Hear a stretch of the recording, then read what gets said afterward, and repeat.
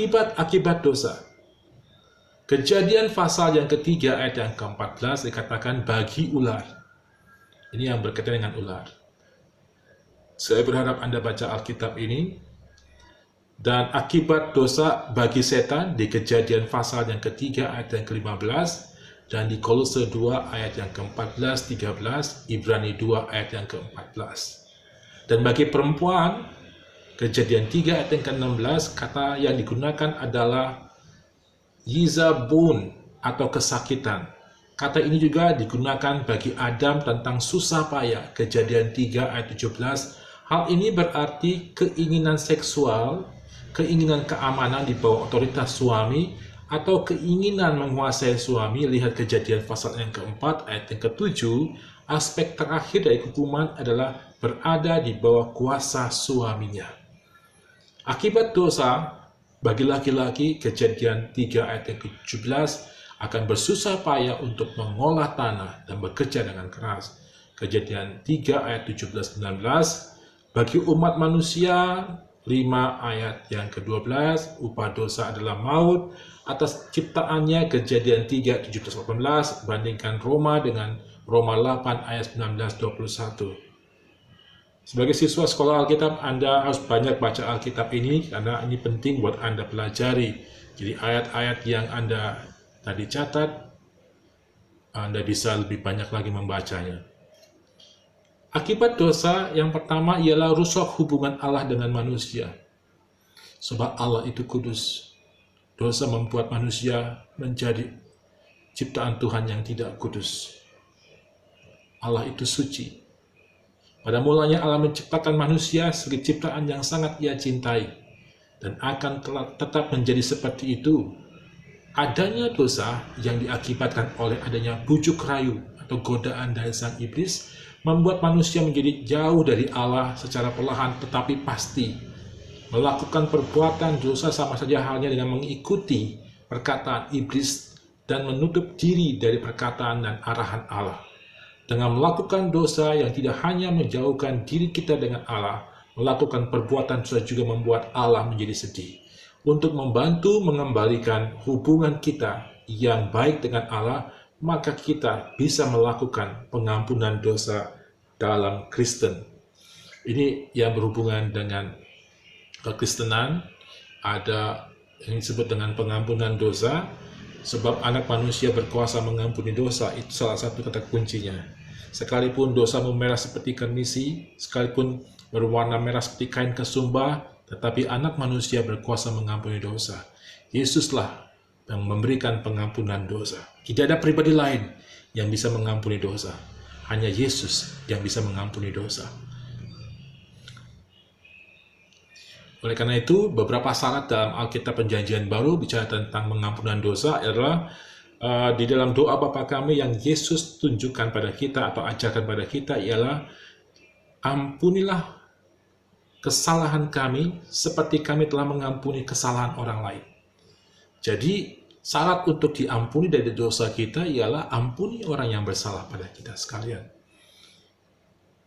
Sebab tidak mungkin kita menyembah Allah dengan cara yang salah juga. Salah satu yang disyaratkan ialah biarlah engkau dibebaskan dari dosa dengan cara mengampuni orang yang bersalah terhadap engkau. Yang kedua, akibat dosa ialah hubungan antar sesama manusia rusak.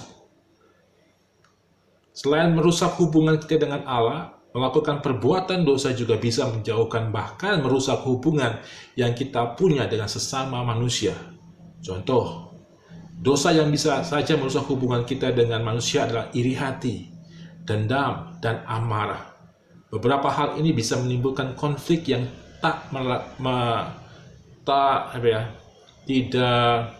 yang bisa menyebabkan hubungan kita dengan sesama manusia atau bahkan dengan orang-orang yang kita cintai menjadi jauh dan bahkan rusak. Dosa menyebabkan hubungan antara Tuhan dan manusia rusak dan merusak hubungan antara kita sesama kita manusia. Akibat dosa yang lain ialah rusaknya citra manusia. Di awal pengajaran kita telah saya sampaikan bahwa manusia diciptakan Tuhan serupa dan segambar dengan Allah. Waktu manusia jatuh dalam dosa, maka citra Allah di dalam diri manusia itu rusak. Manusia mempunyai gambar yang salah tentang dirinya, tubuh, jiwa, rohnya dikuasai oleh dosa.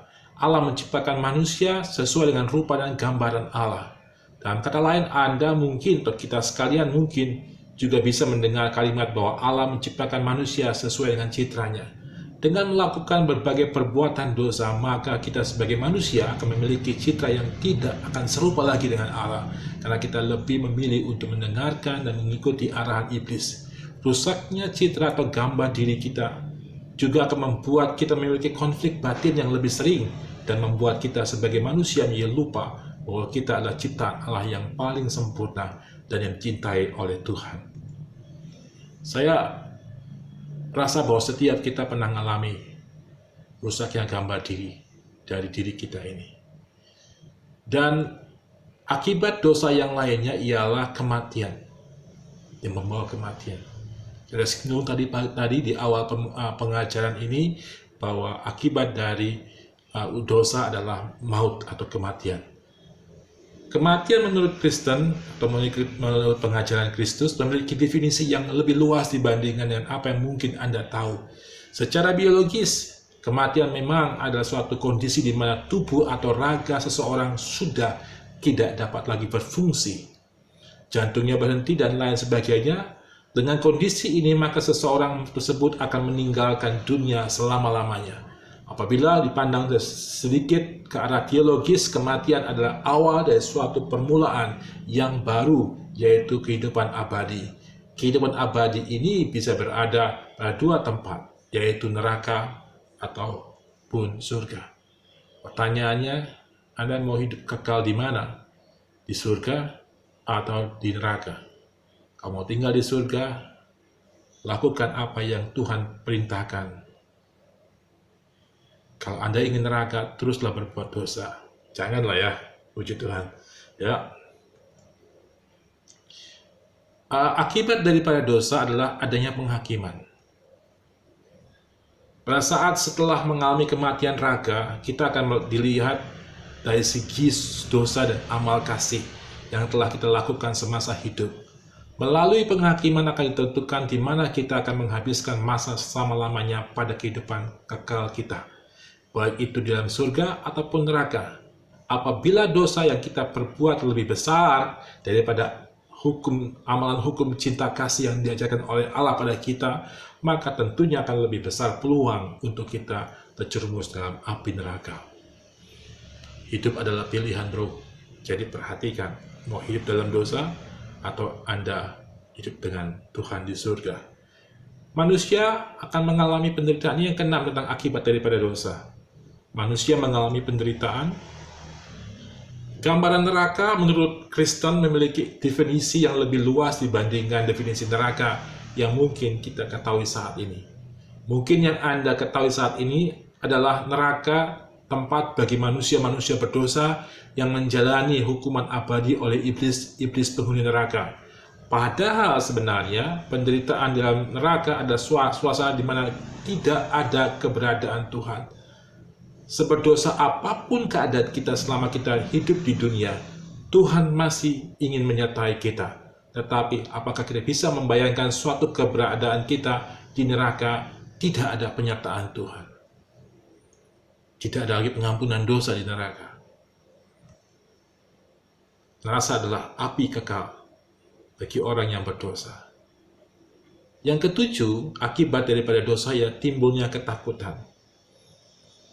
Melakukan perbuatan dosa juga membuat timbulnya ketakutan pada diri kita sendiri. Hal ini bisa diibaratkan seperti kita yang merasa takut untuk ditilang polisi karena kita tidak membawa STNK misalnya, atau tidak mengenakan kelengkapan berkendaraan yang diwajibkan. Kita tahu bahwa larangan ataupun aturan yang dibuat oleh polisi adalah untuk menjamin keselamatan kita sendiri. Apabila kita melanggarnya, tentu kita akan merasa ketakutan. Hal ini juga terjadi apabila kita melakukan dosa. Kita memilih untuk berpihak pada iblis dibanding kepada Tuhan. Jadi ada perasaan takut. Kalau seandainya Anda sebagai manusia mempunyai perasaan takut waktu melakukan dosa, Anda adalah orang yang memiliki kesempatan untuk bertobat. Haleluya. Ya, karena waktu Anda melakukan perbuatan dosa dan tidak ada penyesalan dan tidak ada rasa takut, hati Anda keras dan menyebabkan Anda akan terus berbuat dosa. Biasanya orang yang sukses di dosa pertama akan muncul dosa kedua. Tapi kalau orang yang mempunyai rasa takut akan Tuhan, waktu dia melanggar dosa, yang dilakukannya, dia bertobat, dia mengalami pertobatan di situ. Yang ke-8 ialah akibat dosa adalah hukum tabur tuai. Apakah Anda pernah mendengar hukum karma atau karma? Hal ini dipercaya oleh umat beragama yang lain, dan kita di sini memiliki sesuatu yang disebut dengan hukum tabur tuai. Dalam bahasa Kristen disebut dengan tabur tuai. Pada dasarnya, apabila kita melakukan sesuatu, maka akan ada akibat yang timbul dari perbuatan yang kita lakukan. Seperti contohnya, apabila kita melakukan perbuatan dosa, maka akibat yang akan kita rasakan adalah penyesalan dan rasa bersalah. Kalau kita masih memiliki penyesalan dan rasa bersalah, puji Tuhan, ada sebuah peluang buat Anda bertobat. Sebaliknya, apabila kita melakukan atau mengamalkan hukum cinta kasih, maka kita akan merasakan kebahagiaan sebagai akibat yang baik yang kita dapatkan.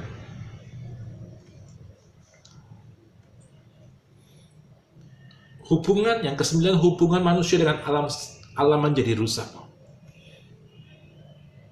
Contoh, perbuatan dosa dalam kekristenan ada juga yang dapat memiliki akibat dosa menurut Alkitab yang berdampak pada rusaknya hubungan manusia dengan alam. Manusia diciptakan sebagai makhluk yang sempurna karena Allah mempercayakan berbagai pekerjaan untuk menjaga bumi pada manusia, seperti yang bisa Anda lihat di Kejadian pasal yang kedua, ayat yang ke-15, berkuasalah manusia. Ya, apabila perbuatan tidak bertanggung jawab tetap dilakukan oleh manusia, seperti melakukan perusakan alam, membuang limbah, dan tetap melakukan hal sejenis tanpa memikirkan dampak yang bisa terjadi, maka hal ini akan membuat hubungan manusia dengan alam menjadi rusak. Semakin banyak ya. Hal yang ke-10 akibat dosa ialah timbulnya penyakit.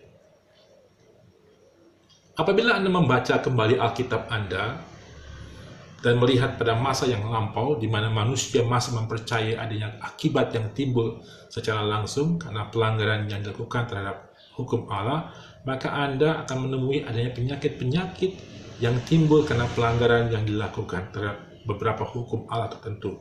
Apabila ingin dikaitkan dengan masa sekarang, timbulnya penyakit akibat dosa yang telah kita lakukan akan berupa penyakit jiwa terlebih dahulu. Saya pernah sebuah kesaksian. Saya pernah menjadi seorang kanselor terhadap seseorang yang mempunyai penyakit jantung. Waktu saya kanselingin dia bercerita bahwa dia menyembunyikan dosa. Selama ini dia menyembunyikan dosa pelanggarannya, yaitu berselingkuh dengan perempuan lain dan tanpa istrinya tahu. Setiap kali dia menerima SMS atau telepon dari selingkuhannya, dia ada rasa bersalah, tapi kok dia biarkan itu terjadi. Ya, setiap kali dering telepon atau SMS datang kepada dirinya dari selingkuhannya, membuat ketakutan, kegetaran di dalam dirinya. Ternyata dampaknya juga di jiwanya, dan lebih parah lagi dampak pada organ tubuh yang penting, yaitu jantung. Pada masa kanseling dengan saya, diakui dia telah menyimpan dosa dan menyembunyikan itu. Dan akibat daripada itu ialah detak jantung atau kondisi jantungnya mengalami penyakit jantung. Dia meninggal pada akhirnya karena jantung, karena menyembunyikan dosa. Atau saya pernah menangani seorang karena dosa yang berakibat di penyakitnya, dan ini berhubungan dengan paru dan juga organ-organ penting lainnya. Biasanya kesehatan di jiwa itu mempengaruhi juga kesehatan di tubuh jasmani seseorang. Jadi oleh karena itu jangan simpan dosa, karena akibat daripada itu mungkin saja akan berakibat di tubuh jasmani Anda yang menimbulkan penyakit. Dan bisa juga menjadikan Anda stres. Kesehatan jasmani kita itu juga sangat ditopang oleh kesehatan jiwani kita. Kesehatan jiwani kita sangat ditopang oleh kesehatan rohani kita. Jadi, di akhir kata dari pengajaran saya ini, saya ingin Anda mendengarkan statement closing saya adalah, ayo, jangan berbuat dosa lagi. Stop dari dosamu. Dan kita hidup dari keselamatan yang Yesus berikan bagi kita sekalian.